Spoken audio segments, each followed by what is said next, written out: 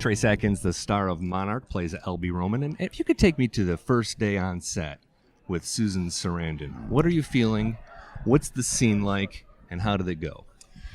I was really nervous, of course. I mean, going into a scene, my very first scene with an actor of that stature, it was terrifying. But she was very gracious and very giving, and just she calmed me down, and she knew exactly what to do and how to handle it. And she's a total professional, and so it made it easy, and then it just got easier from there every day. I realized that she's such a pro that, you don't really have to put a lot of pressure on yourself. Right. She's going to carry the scenes, and she's going to do the heavy lifting. You just swim in her wake and try to hang on. It'll be all right, and which made it a joy to work with her.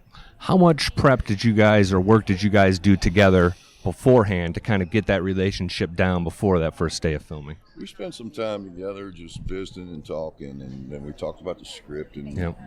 and what different ways that we each saw what was going to happen, Mm-hmm. And then we just went with it, and I'm glad she did that. That's what I was saying. She was so gracious and so giving. Yeah. She didn't have to do that, but she did.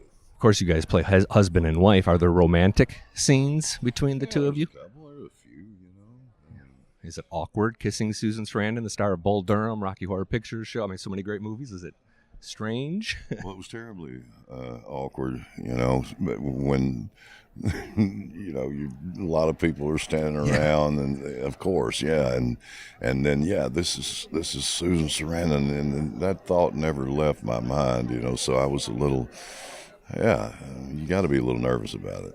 To what extent were you able to kind of share your expertise in the country music and the music world to her? Because I'm sure that maybe that caused her some anxiety coming into a new and I was grateful that I could at least bring something to the table, and so we had some discussions about a few of those kind of issues, that I think maybe I helped her out and brought a little clarity to a couple of situations. And even along as we were shooting this stuff, they get an episode and somebody would say something in the script, and I would always go to the director or the producer before we started shooting and said, that's not really what they would say, and Gotcha. That's not Interesting. really the way that we would do that, and they would listen to me, and so I hope I helped them a little. But I didn't have to do that very much. They knew what they were doing. You mentioned in the remarks on stage that basically the character is you. Yeah. I wonder if you could be a little more specific. Is there a specific scene or a moment, either the first episode or to come, that where we really see where the character and real life line up? Well, I think, Albie, he loves his family, he loves his children. May not be, the sweetest, he's not about hugging and that kind of thing, outward emotion is just not his thing, right. And he struggles with it and has trouble with it, and I do too. And he's kind of quiet, but when he says something, you probably ought to listen to what he's got to say.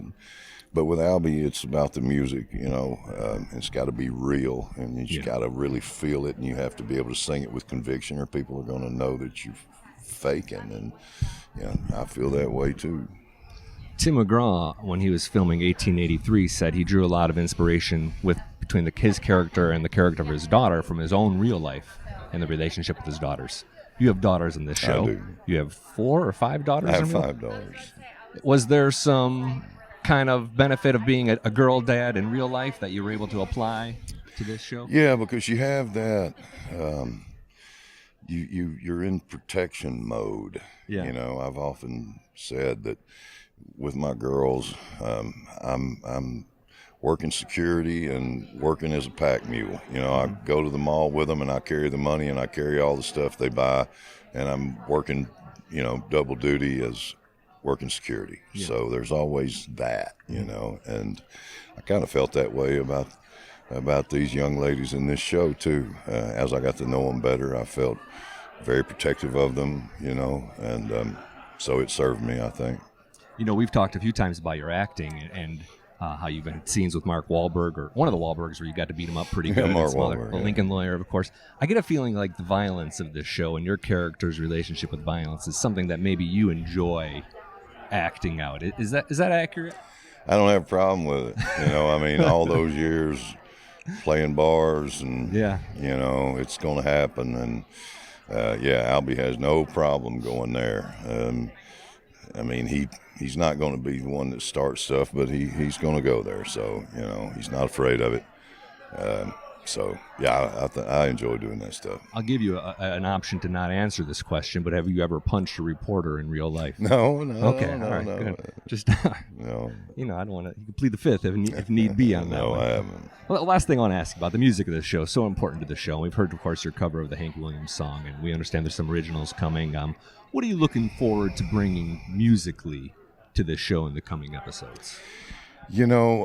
Between Alex and Adam Andrews, I mean, those guys, they're so creative in the different elements, the different styles of music that they're bringing into this. It's surprising to me. I go in the studio every time and go, whoa, where did that come from? Whose idea was that? And it's been pretty cool. But as I said, I just want to try to sing every song with conviction and try to make it as real as I possibly can and try to sell it. And, everybody else on the show is doing it too. And there's some great entertainers, some great singers, and some of that stuff. I mean, it gave me goosebumps on several occasions just sitting and listening to some of these other folks doing this stuff. There's some good music on this show, and it's not mine. It doesn't look like we're going to get to see Susan Sarandon sing much. No, she doesn't. I mean, she can sing. Do you know her biggest, most well-known song? No. Rocky Horror Picture Show. Oh, she was right. Janet. Touch it, touch it, touch it, touch That's me. right. That's right. I mean, I've had that song in my head for like a week and a half researching this interview. So. Yeah, she didn't sing a lot in this show, no. Okay, very good. Trace Adkins, star of Monarch, starts September 11th. All right. Thank you very much, Trace. Thank you.